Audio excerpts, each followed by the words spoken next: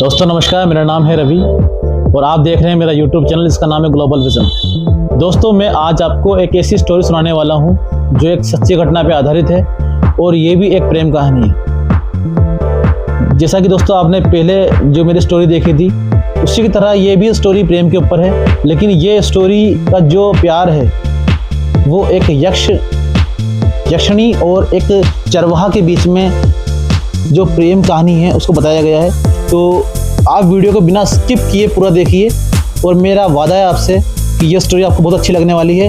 तो आज की जो कहानी है उसको स्टार्ट करते हैं। इस कहानी का जो टाइटल है वो है चरवाहा का प्यार। एक छोटे से गांव में जहां हरी भरी पहाड़ियां और घने जंगल फैले हुए थे, एक युवा चरवाहा रहता था। उसका नाम था रामू। रामू एक साधारण लड़का था, लेकिन उसकी आंखों में सपनों की चमक थी। वह हर रोज अपनी बकरियों को लेकर जंगल में चराने जाता था। गांव के लोग उसे पागल कहते थे क्योंकि वह जंगल की कहानियों में खोया रहता था। वे कहते थे कि जंगल में यक्षिणियां रहती हैं जो इंसानों को अपने जाल में फंसाती हैं, लेकिन रामू को इन बातों से कोई फर्क नहीं पड़ता था। वह तो बस प्रकृति से प्यार करता था। एक दिन सूरज ढलने वाला था। रामू अपनी बकरियों को इकट्ठा कर घर लौट रहा था, तभी उसे एक अजीब सी आवाज सुनाई दी। यह कोई गीत था, मीठा और मोहक। वह आवाज की दिशा में चल पड़ा। जंगल गहरा होता जा रहा था, लेकिन वह रुक नहीं सका। अचानक एक झरने के पास वह रुक गया। वहां एक खूबसूरत स्त्री बैठी थी। उसकी त्वचा चांदनी की तरह चमक रही थी, आंखें नीली झीलों जैसी और बाल लंबे काले बादलों जैसे। वह यक्षिणी थी। नाम था माया। माया यक्षिणी थी जो सदियों से जंगल में रहती थी। यक्षिणियां प्रकृति की रक्षक होती हैं, लेकिन वे इंसानों से दूर रहती हैं। माया को रामू की सादगी पसंद आई। वह उसे देखकर मुस्कुराई। कौन हो तुम? रामू ने पूछा।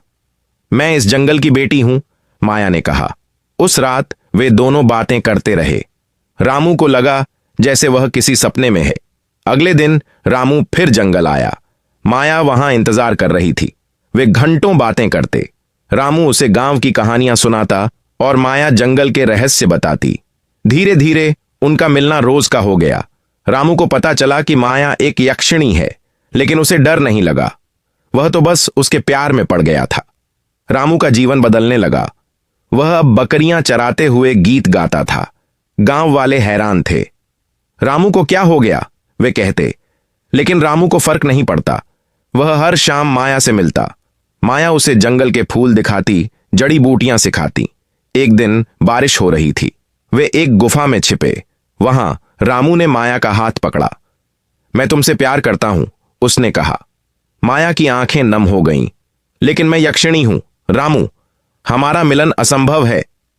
माया ने बताया कि यक्षिणियां अमर होती हैं और इंसानों से प्यार करने पर उन्हें सजा मिलती है। लेकिन रामू नहीं माना। प्यार तो प्यार है, चाहे इंसान हो या यक्षिणी, उसने कहा। उस रात उन्होंने एक दूसरे को वादा किया कि वे कभी अलग नहीं होंगे। गांव में अफवाहें फैलने लगीं। रामू की मां चिंतित थी। बेटा, जंगल में मत जाया कर, वह कहती। लेकिन रामू सुनता नहीं। वह माया के लिए कुछ भी करने को तैयार था। एक दिन जंगल में एक शिकारी आया। वह माया को देखकर मोहित हो गया।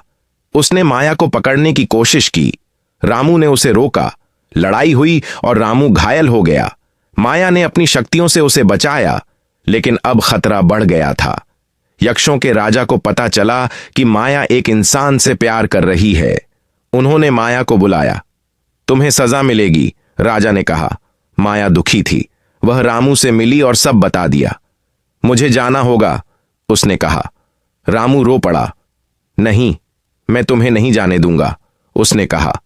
वे दोनों भागने का प्लान बनाया, लेकिन यक्षों की सेना उन्हें ढूंढने लगी। रामू और माया जंगल से भागे। वे पहाड़ों में छिपे। वहां उन्होंने कई दिन बिताए। रामू ने माया को गांव की रस्में सिखाई और माया ने उसे जादू। उनका प्यार गहरा होता जा रहा था, लेकिन खतरा कम नहीं हुआ। शिकारी फिर आया, इस बार साथियों के साथ। रामू ने बहादुरी से लड़ाई की। माया ने अपनी शक्तियां इस्तेमाल की। वे जीत गए, लेकिन रामू बुरी तरह घायल था। माया ने उसे अपनी अमृत जैसी जड़ी से ठीक किया। तुम मेरे लिए सब कुछ हो, रामू ने कहा। यक्ष राजा गुस्से में थे। उन्होंने माया को श्राप दिया कि अगर वह इंसान से प्यार करती रही तो वह इंसान बन जाएगी, लेकिन अमर नहीं रहेगी। माया ने रामू को बताया, मैं इंसान बनना चाहती हूं, तेरे साथ जीना चाहती हूं, उसने कहा। रामू खुश था, लेकिन डर भी था। वे दोनों यक्षों के महल गए। वहां राजा से सामना हुआ। रामू ने बहादुरी दिखाई। मैं माया से प्यार करता हूं और उसे खुश रखूंगा, उसने कहा। राजा प्रभावित हुए। उन्होंने एक चुनौती दी। रामू को जंगल के सबसे गहरे रहस्य को सुलझाना था। रामू और माया ने मिलकर चुनौती पूरी की। वे एक प्राचीन पेड़ तक पहुंचे जहां एक जादुई फल था। उस फल से माया इंसान बन गई, लेकिन अब वह मर सकती थी। रामू और माया गांव लौटे। गांव वालों ने उन्हें स्वीकार किया।